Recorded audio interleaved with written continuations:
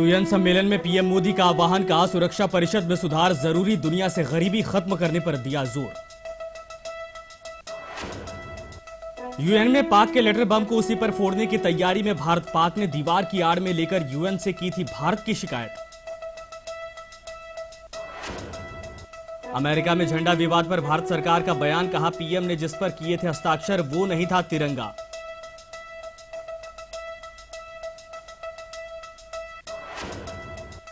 BJP नेता सुब्रमण्यम स्वामी का बयान, कहा बदला जाए जेएनयू का नाम, नेताजी सुभाष चंद्र बोस के नाम हो कैंपस का नाम।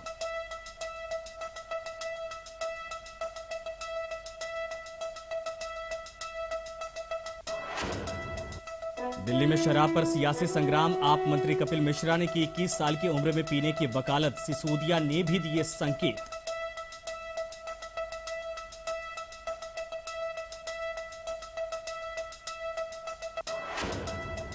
गिरफ्तारी के लिए पूर्व कानून मंत्री के घर पहुंची दिल्ली पुलिस, नहीं मिले सोमनाथ, कुत्ता डॉन को पकड़ लाई पुलिस। पीएम मोदी को बुलाने पर रामलीला कमेटी में महाभारत मुख्य संरक्षक पद से कांग्रेस नेता जेपी अग्रवाल का इस्तीफा, कमेटी ने कहा परंपरा पर पॉलिटिक्स बर्दाश्त नहीं।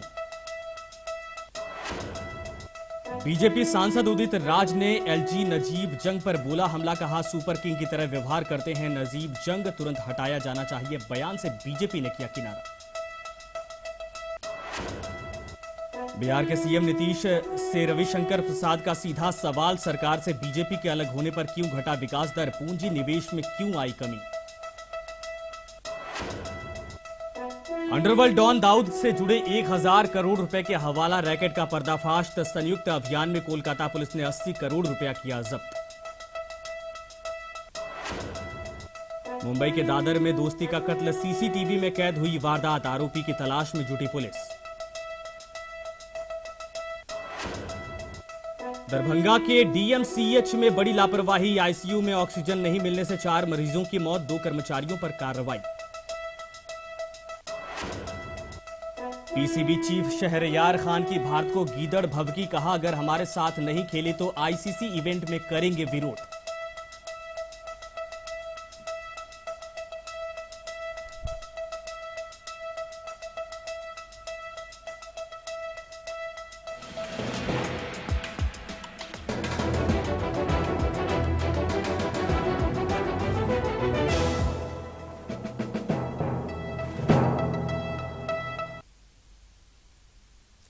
नमस्कार, स्वागत है आपका फाइनल रिपोर्ट में। मैं हूं संजय यादव। चलिए खबरों की शुरुआत करते हैं। सबसे पहले बात प्रधानमंत्री नरेंद्र मोदी के संयुक्त राष्ट्र में इसकी विश्वसनीयता लगातार बरकरार रखने में सुधार जरूरी बताया जा रहा है। यूएन में सुधार का मुद्दा उन्होंने उठाया और उन्होंने कहा कि जिस तरह से इस वक्त बदलाव की जरूरत है उसमें सभी को एक साथ आना चाहिए। इसके साथ ही मोदी ने यह भी कहा कि वो एक उस संस्कृति का हिस्सा है जहां धरती को मां का दर्जा दिया जाता है।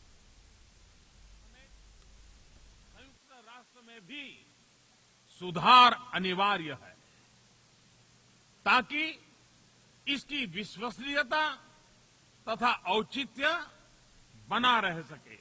हमारे विकास कार्यक्रमों का एक महत्वपूर्ण अंग है जिसमें हमने बेटी बचाओ बेटी पढ़ाओ इसे घर घर का मंत्र बना दिया है। हमने गरीबों को सशक्त बनाकर गरीबी को पराजित करने का मार्ग चुना है। शिक्षा एवं स्किल डेवलपमेंट यह हमारी प्राथमिकता है। गरीब को शिक्षा मिले और उसके हाथों में हुनर हो, यह हमारा प्रयास है। अगर हम क्लाइमेट चेंज की चिंता करते हैं तो कहीं न कहीं हमारे निजी सुख को सुरक्षित करने की बू आती है। लेकिन यदि हम क्लाइमेट जस्टिस की बात करते हैं तो गरीबों को प्राकृतिक आपदाओं से सुरक्षित रखने का संवेदनशील संकल्प उभर करके आता है। तो एक बार फिर से भारत ने पाकिस्तान को चेतावनी दी है। भारत ने साफ किया है कि अगर एलओसी को लेकर पाकिस्तान यूएन में कोई बखेड़ा खड़ा करता है तो उसी वक्त उसका माकूल जवाब दिया जाएगा।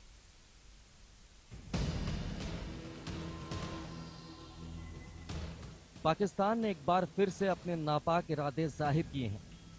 फिर से यूएन में अपना रोना रोया है। यूएन में कश्मीर राग अलापने वाले पाक ने इस बार एलओसी को लेकर भारत को घेरने की कोशिश की है। पाक ने आरोप लगाया है कि भारत एलओसी पर पक्की दीवार बनाना चाहता है ताकि सीमा को ही पक्की अंतर्राष्ट्रीय सीमा बनाया जा सके। पाकिस्तान ने यूएन में 4 सितंबर और 9 सितंबर को चिट्ठियों के जरिए ये आरोप लगाए हैं। भारत ने पाकिस्तान की चिट्ठियों पर कड़ा एतराज जताया है और पाकिस्तान को हद में रहने की नसीहत दी है। जहां तक आतंकवाद का प्रश्न है, पाकिस्तान की ओर से यदि उसको बढ़ावा दिया जा रहा है तो बेहतर ये है कि पाकिस्तान उसकी ओर गौर करके उस पर नियंत्रण करे, न कि अंतर्राष्ट्रीयकरण करने का प्रयास करके मूल मुद्दों से ध्यान हटाने का प्रयास करे। विदेश मंत्रालय के प्रवक्ता विकास स्वरूप ने कहा कि उन्हें पता है कि पाकिस्तान की ओर से 2 खत लिखे गए हैं। साथ ही उन्होंने कहा कि पाकिस्तान के झूठ का पर्दाफाश इसी से हो जाता है कि उसने आरोप लगाया है कि कोई द्विपक्षीय वार्ता नहीं हुई, जबकि बीएसएफ और पाकिस्तानी रेंजर्स के बीच वार्ता हो चुकी है। यानी साफ है कि पाकिस्तान सिर्फ और सिर्फ झूठ की बदौलत यूएन में भारत को घेरने की कोशिश कर रहा है और हर बार की तरह नापाक पाक की पोल इसी तरह खुल जाती है।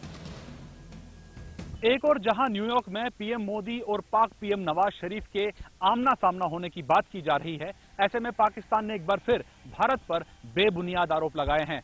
इससे यह साफ हो जाता है कि पाकिस्तान इस तरह के आरोप लगाकर दोनों देशों के रिश्तों के बीच एक नई दीवार खड़ी करना चाहता है। कैमरामैन योगेंद्र के साथ शैलेंद्र वांगू, ईटीवी न्यूज, नई दिल्ली। तो प्रधानमंत्री नरेंद्र मोदी के अमेरिकी दौरे पर पूरी दुनिया की निगाह टिकी है, तो खुद मोदी सरकार के लिए भी ये दौरा काफी अहम है। लेकिन सवाल यह है कि क्या इस दौरे में भारत को वाकई कुछ हासिल होगा? दुनिया की तीसरी बड़ी अर्थव्यवस्था भारत को क्या इसका हक मिल पाएगा? और उससे भी बड़ा अहम सवाल यह है कि क्या भारत अंतर्राष्ट्रीय मंच पर पाकिस्तान को शिकस्त दे पाएगा?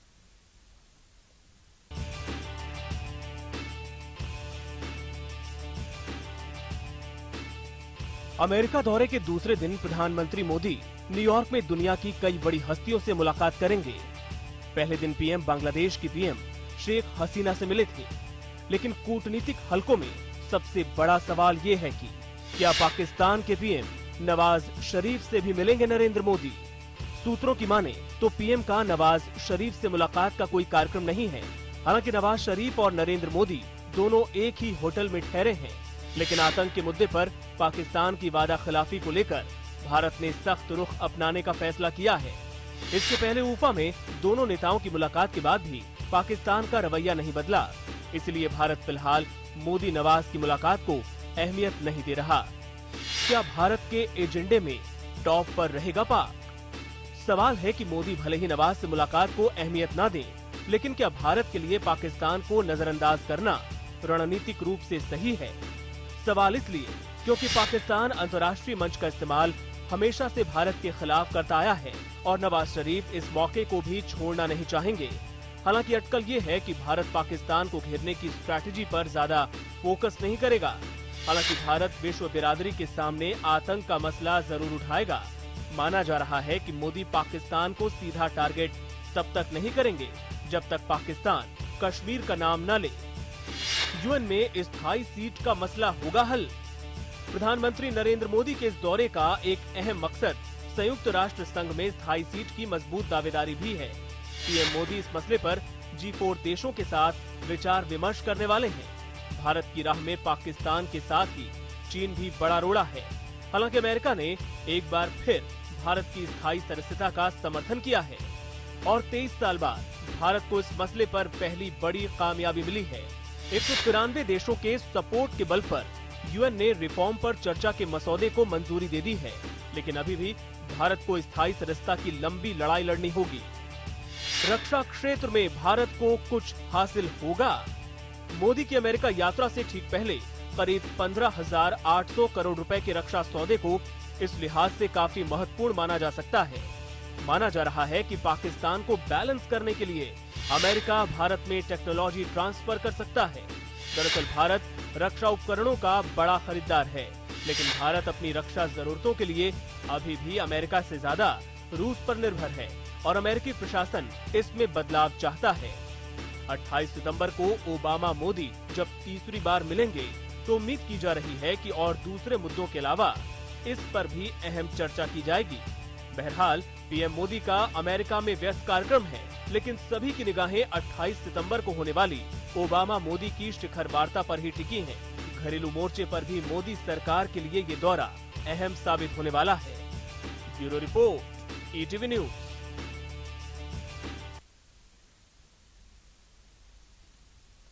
तो मीडिया मुगल रूपर्ट मर्डोक ने पीएम मोदी को आजादी के बाद भारत का अब तक का सबसे बेस्ट लीडर बताया है। न्यूयॉर्क में सीईओज के साथ हुई बैठक के दौरान मर्डोक पीएम मोदी से मिले थे। इसी मुलाकात के दौरान अमेरिकी मीडिया और एंटरटेनमेंट उद्योग से जुड़े लोगों ने 4G के विस्तार पर भी जोर दिया है।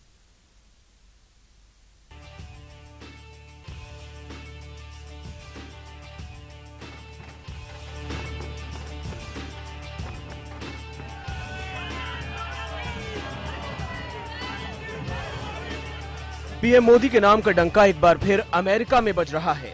क्या आम और क्या खास, हर कोई मोदी का मुरीद होता नजर आ रहा है। इसी फहरिस्त में एक बड़ा नाम जुड़ गया है और वो नाम है मीडिया मुगल रूपर्ट मर्डोक का। पीएम से मुलाकात के बाद मर्डोक मोदी से इतने प्रभावित हुए कि न सिर्फ मोदी को बेस्ट बताया बल्कि उनकी तारीफ में ट्वीट भी किया। पीएम मोदी के साथ अच्छा समय गुजरा। आजादी के बाद वो बेस्ट पॉलिसी को लेकर आने वाले बेस्ट लीडर हैं। हालांकि एक जटिल देश में बड़े टारगेट अचीव करना चुनौती है। अमेरिका दौरे के पहले दिन गुरुवार को पीएम मोदी ने फॉर्च्यून 500 में शामिल 40 टॉप सीईओज के अलावा कुछ ब्रॉडकास्टिंग कंपनियों के मालिकों से भी मुलाकात की थी। इनमें न्यूज कॉर्पोरेशन कंपनी के सीईओ और मीडिया मुगल कहलाए जाने वाले रूपर्ट मर्डोक भी शामिल थे। आइए आपको बताते हैं कि आखिर कौन है रूपर्ट मर्डोक। रूपर्ट मर्डोक दुनिया के दूसरे सबसे बड़े मीडिया ग्रुप न्यूज कॉर्प और 21st सेंचुरी फॉक्स के चेयरमैन हैं। न्यूज कॉर्प कंपनी मर्डोक के प्रिंट और पब्लिशिंग हाउस का काम देखती है, जबकि मर्डोक की 21st सेंचुरी फॉक्स फिल्म और टेलीविजन इंडस्ट्री की नामी कंपनी है। मर्डोक अमेरिका, ऑस्ट्रेलिया और ब्रिटेन के बड़े न्यूज़पेपर और चैनल्स के मालिक हैं। ब्रिटेन में मशहूर the Times, Sunday Times, the Sun समेत कई अखबारों के मालिक हैं मर्डोक। अमेरिका में Wall Street Journal, New York Post, Dow Jones local media group, 7 news information service, Fox TV group और स्काई इटालिया समेत कई मीडिया कंपनियों का मालिकाना हक भी रूपर्ट मर्डोक के पास है। मर्डोक स्पोर्ट्स के मशहूर चैनल स्टार स्पोर्ट्स के भी मालिक हैं। हांगकांग में स्टार टीवी को खरीदने के बाद पूरे एशिया के सैटेलाइट टेलीविजन बिजनेस पर मर्डोक का दबदबा कायम है। भारत में स्टार टीवी समूह उसी का हिस्सा रहा है। भारत के टाटा स्काई में भी रूपर्ट मर्डोक की कंपनियों की 20% भागीदारी है। मशहूर टीवी चैनल नेशनल जियोग्राफिक और ब्रिटिश स्काई ब्रॉडकास्टर में भी रूपर्ट मर्डोक की हिस्सेदारी है। Bureau report, ETV news. तो चलिए बढ़ते हैं आगे। बीजेपी नेता सुब्रमण्यम स्वामी ने फिर से बयान दिया है, जिसके बाद विवाद खड़ा हो गया। इस बार उन्होंने जेएनयू कैंपस को लेकर बयान दिया है। उनके मुताबिक जेएनयू में नक्सली पढ़ते और पढ़ाते हैं। साथ ही उन्होंने कहा कि जेएनयू का नाम नेहरू से बदलकर सुभाष चंद्र बोस के नाम पर होना चाहिए। हाँ, ये जो एंटी नारकोटिक्स, जी, हाँ, अब तो मैंने कहा बनना चाहिए। मैंने नहीं कहा कि मैं बनाऊंगा। क्या सही रहेगा कैंपस में कि बीएसएफ के जवान? क्यों नहीं, अमेरिका में तो हर कैंपस में पुलिस का एक बिल्डिंग है। क्यों ऐसा करने की सोच है? वहाँ तो सारे गतिविधियाँ, सब देशद्रोही गतिविधियाँ बहुत ज़्यादा हैं। ड्रग्स भी बहुत वहाँ हैं। जिहादी लोग हैं। नक्सलाइट तो वैसे भी करते हैं। एलटीटी वाले भी हैं। सर आप स्टूडेंट्स को नक्सली बोल रहे हैं? और क्या, मैं तो प्रोफेसर को भी नक्सली बोलता हूँ। सर जेएनयू का नाम सुभाष चंद्र बोस जी के नाम पर करवाने का पहले वो तो हमारी रिकमेंडेशन है, क्योंकि पढ़े लिखे आदमी थे सर सुभाष चंद्र बोस। नेहरू तो 3rd क्लास पास थे। दिल्ली में पीएम मोदी को लेकर रामलीला कमेटी में महाभारत शुरू हो चुका है। हालत इस कदर बिगड़े कि मुख्य संरक्षक जेपी अग्रवाल को इस्तीफा देना पड़ा। कमेटी के लोगों ने साफ कर दिया है कि परंपरा पर पॉलिटिक्स हावी नहीं होने देंगे। ओपी कात्याल अध्यक्ष श्री रामलीला कमेटी दिल्ली सतीश, आपको बता दें कि उसके बाद इन लोगों का भी बयान आया इस पर।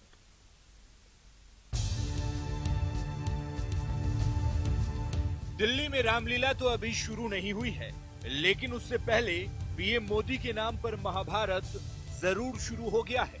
रामलीला में दशहरे के दिन पीएम को बुलाने पर दिल्ली रामलीला कमेटी में रार हो गया है। विवाद इतना बढ़ गया है कि रामलीला ग्राउंड कमेटी के मुख्य संरक्षक जेपी अग्रवाल ने अपने पद से ही इस्तीफा दे दिया। उन्होंने कहा भी सिर्फ कांग्रेस के आएंगे चेहरे, तो हमने कहा भी जो प्राइम मिनिस्टर है उसका हक तो प्राइम मिनिस्टर को मिलेगा ही, हमें तो इनवाइट करना ही करना है प्राइम मिनिस्टर को। तो उन्होंने कहा जी बुलाना नहीं है। मैं क्या, ये तो हो नहीं सकता, हमें तो बुलाना है पीएम को। हमने बुलाया तो उन्होंने छोड़ दी रामलीला। रामलीला ग्राउंड कमेटी में पीएम मोदी को बतौर चीफ गेस्ट बुलाने के लिए प्रस्ताव रखा गया था, लेकिन जेपी अग्रवाल इसके विरोध में थे और वो सिर्फ कांग्रेस के नेताओं को ही बुलाना चाहते थे। लेकिन कमेटी के दूसरे सदस्य पीएम को भी बुलाने पर टिके रहे। उधर जेपी अग्रवाल के कमेटी छोड़ने को बीजेपी ने छोटा सोच करार दे दिया है। धार्मिक त्योहार, रामलीलाएं, ये सब सर्वधर्म सर्वभाव से होती हैं और देश के प्रधानमंत्री के संदर्भ में और उनके कारण से अगर आप इस्तीफा दे रहे हैं तो आपकी कितनी क्षीण मानसिकता है। ये मानसिकता दर्शाती है कि आप कितना छोटा सोचते हैं और आपका कितना छोटा मन है देश के। पिछले साल भी रामलीला ग्राउंड कमेटी ने पीएम मोदी को दशहरे पर नहीं बुलाया था, लेकिन परंपरा के मुताबिक कमेटी के सदस्य इस बार पीएम को बुलाना चाहते थे, जिस पर रामलीला कमेटी में महाभारत छिड़ गया। Bureau report, ETV news. तो फिलहाल यहां रुकेंगे एक छोटे से ब्रेक के लिए, तुरंत हाजिर होते हैं।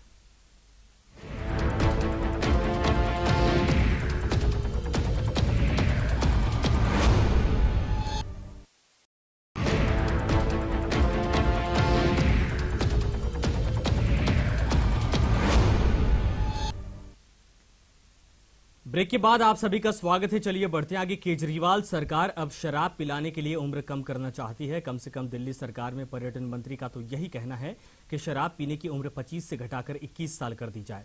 यकीन नहीं होता, खुद देखिए।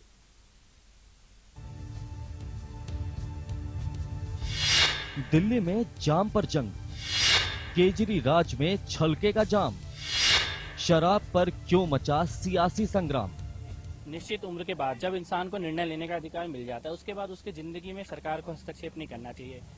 दिल्ली में शराब पीने वालों की उम्र क्या हो, दिल्ली सरकार के पर्यटन मंत्री कपिल मिश्रा जी इसकी वकालत कर रहे हैं। आपके मंत्री हैं, लिहाजा सीएम साहब की तरह मंत्री जी भी हर बात को भ्रष्टाचार से जोड़कर देख रहे हैं। सुनिए शराब पर सियासत कैसे कैसे कर रहे हैं मंत्री जी। नहीं, मैं एक बात तो ये कहना चाहता हूँ कि हम ये मानते हैं कि एक निश्चित उम्र के बाद जब इंसान को निर्णय लेने का अधिकार मिल जाता है, उसके बाद उसकी जिंदगी में सरकार को हस्तक्षेप नहीं करना चाहिए। वो क्या खाएगा, क्या पिएगा, क्या कितने बजे घर से निकलेगा, किस तरह के कपड़े पहनेगा, ये सरकार का काम नहीं है ये बताना। तो लेकिन मंत्री जी का पासा उल्टा पड़ गया। शराब पीने की उम्र 25 साल से 21 साल करने की वकालत की तो जाम पर सियासी जंग शुरू हो गई। मालूम नहीं दिल्ली को कैसी दिल्ली बनाना चाहते हैं वो, और दिल्ली में किस तरह से शराबमय दिल्ली बनाना चाहते, और अगर कम कर दें तो निश्चित रूप से इसका समाज पर कितना दुष्प्रभाव पड़ेगा। जिस प्रकार की चीजें, घटनाएं इन शराब के कारण होती हैं, ये भी जरा उनको ध्यान। 25 या 21 के सिर्फ उम्र घटाने की नहीं होती, इसमें अगर आप विस्तार से चर्चा करें तो मैं समझ सकता हूं जिस तरह से पैसे वाले लोग और शराब बेचने वाले लोग आए होंगे, उनको सीधे सीधे कपिल जी संबोधित कर रहे थे। सुझाव है, ये तो बहस का एक मुद्दा है, इस पर चर्चा हो सकती है, चर्चा होनी चाहिए। शराब पर सियासी संग्राम होते हुए देख डिप्टी सीएम मनीष सिसोदिया ने भी कपिल के बयान से किनारा कर लिया। साथ ही बीजेपी को अपने गिरेबान में झांकने की सलाह दे डाली। एक तो बीजेपी के मुंह से ये सुनना बड़ा अजीब लगता है, क्योंकि बीजेपी के वो नेता जो इस बारे में बोल रहे हैं वो बीजेपी शासित राज्यों में अपने व्यवस्था को झांक के देखें और उसके बाद कुछ बयान दें। कपिल मिश्रा जी ने एक टूरिज्म मिनिस्टर के नाते रेस्टोरेंट मालिकों से बातचीत में कहा है, और अगर दिल्ली के लोगों की, दिल्ली के यूथ की, दिल्ली के लोगों की, दिल्ली के रेस्टोरेंट मालिकों की और टूरिज्म इंडस्ट्री की अगर डिमांड होगी तो इस पर सरकार विचार कर सकती है। ये कोई ऐसा विषय नहीं है जिसको हम ये कहें कि साहब 25 साल ही किसी उसमें स्टिक रहना चाहिए। ठीक कहा, इत्तेफाक नहीं रखते हैं आप, तो फिर आपके मंत्री क्यों हो जाते हैं बेलगाम? क्यों बवाल के बाद ही वकालत करने आते हैं आप? Bureau report, ETV news.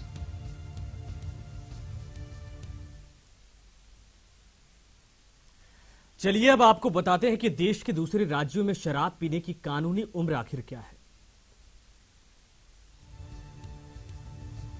Delhi में शराब पीने की उम्र घटाने को लेकर सियासत चरम पर है, लेकिन क्या आप जानते हैं कि देश के दूसरे राज्यों में शराब पीने की उम्र क्या है? मसलन दिल्ली के अलावा चंडीगढ़, पंजाब, हरियाणा, महाराष्ट्र और मेघालय में भी शराब पीने की कानूनी उम्र 25 साल है।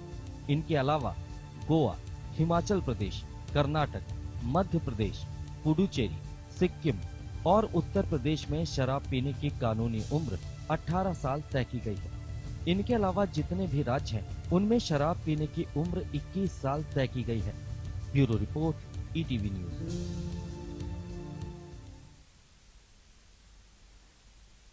तो चलिए बढ़ते आगे, बात करेंगे बिहार की। बिहार विधानसभा चुनाव में अपने समर्थकों को लामबंद करने और अपना विजन दिखाने के लिए नीतीश कुमार और लालू प्रसाद यादव ने अब चुनाव प्रचार में हिस्सा ले लिया है। नीतीश कुमार समस्तीपुर में तो लालू प्रसाद अपने बेटे तेजस्वी के क्षेत्र राघोपुर से प्रचार अभियान शुरू करेंगे।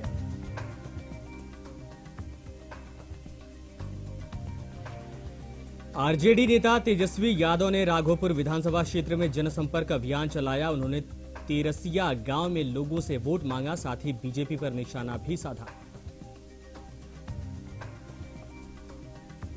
आरजेडी सुप्रीमो लालू प्रसाद यादव के दामाद तेज प्रताप सिंह यादव ने कहा है कि पार्टी रिश्तेदारी से बड़ी होती है। अगर हाईकमान ने आदेश दिया तो वो बिहार में अपनी पार्टी के पक्ष में चुनाव प्रचार करने जाएंगे।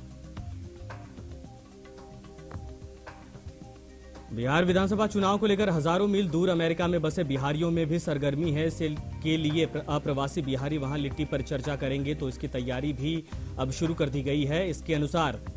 इनके अनुसार लिट्टी बिहार की पहचान है, इसलिए बिहार चुनाव की चर्चा के लिए इसे चुना गया है। ये चर्चा 10 अक्टूबर को की जाएगी।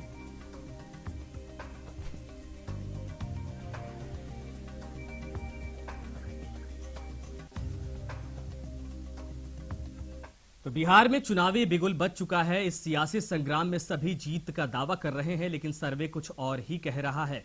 कांटे की टक्कर के इस मुकाबले में एनडीए का पलड़ा भारी दिख रहा है।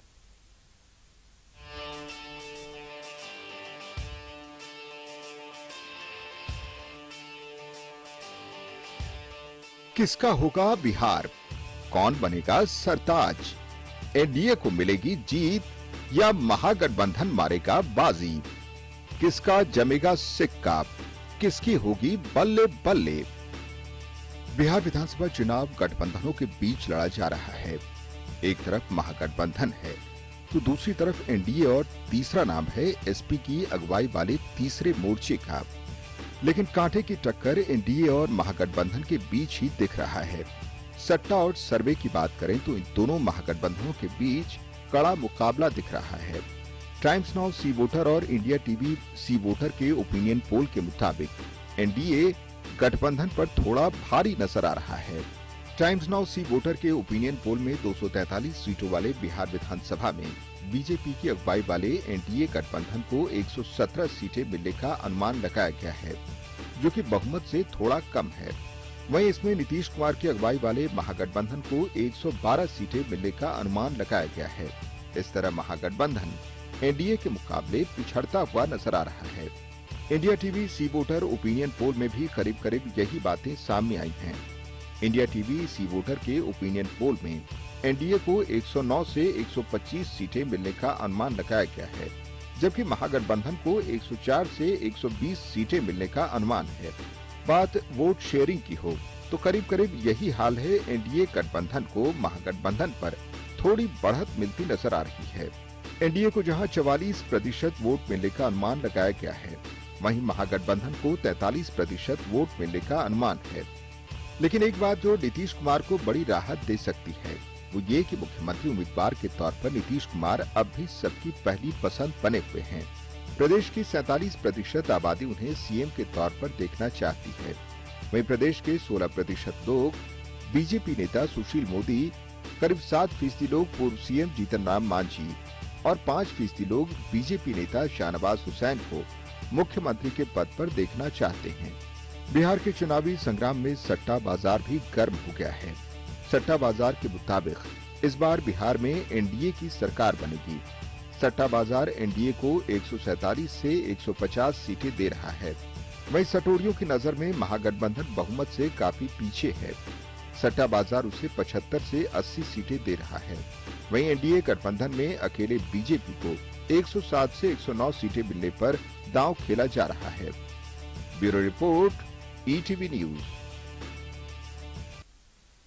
तो चलिए बढ़ते आगे। ओडिशा के पुरी में स्वामी चिदानंद के जन्म महोत्सव कार्यक्रम का आयोजन किया गया। इस कार्यक्रम में केंद्रीय मंत्री धर्मेंद्र प्रधान और योग गुरु बाबा रामदेव ने हिस्सा लिया। इस दौरान केंद्रीय मंत्री धर्मेंद्र प्रधान ने गुरु परंपरा को बढ़ावा देने की बात कही। साथ ही उन्होंने गुरु परंपरा की अहमियत के बारे में भी लोगों को जानकारी दी।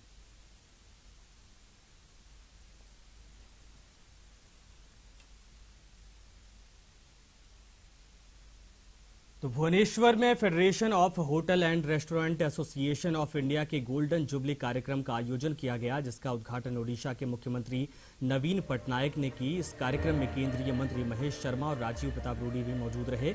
इसके अलावा बॉलीवुड स्टार गुलशन ग्रोवर और महिमा चौधरी ने भी कार्यक्रम में शिरकत की। इस दौरान महेश शर्मा ने होटल इंडस्ट्री में भी स्किल डेवलपमेंट को बढ़ावा देने की बात कही। इस पर्यटन इंडस्ट्री में चाहे वो ढाबे वाला हो, चाहे वो टूरिस्ट गाइड हो, चाहे वो किसी पकवान की दुकान का वेटर हो, इन सबको मिलाकर जब तक हम साथ नहीं ले सकेंगे, हमारा जो ये सपना है कि वर्ल्ड टूरिज्म मार्केट का 1% कम से कम, पोटेंशियल तो इससे भी ज्यादा है, उसको जब तक हम साथ नहीं लेकर चलेंगे तो कौशल विकास के माध्यम से, अभी मैं बात कर रहा था श्री रूडी जी से, कि किस तरह हम अपनी इंडस्ट्री से जुड़े हुए लोगों को पर्यटन के महत्व और इसके साथ जुड़ी हुई सभी विधाओं के साथ उनको हम ट्रेन कर सकते हैं, बहुत बड़ी संख्या के अंदर एम्प्लॉयमेंट जनरेशन कर सकते हैं। यह हमारा बहुत बड़ा। तो इसी के साथ फाइनल रिपोर्ट में फिलहाल इतना ही। आगे देखिए आप तिरछी नजर। नमस्कार।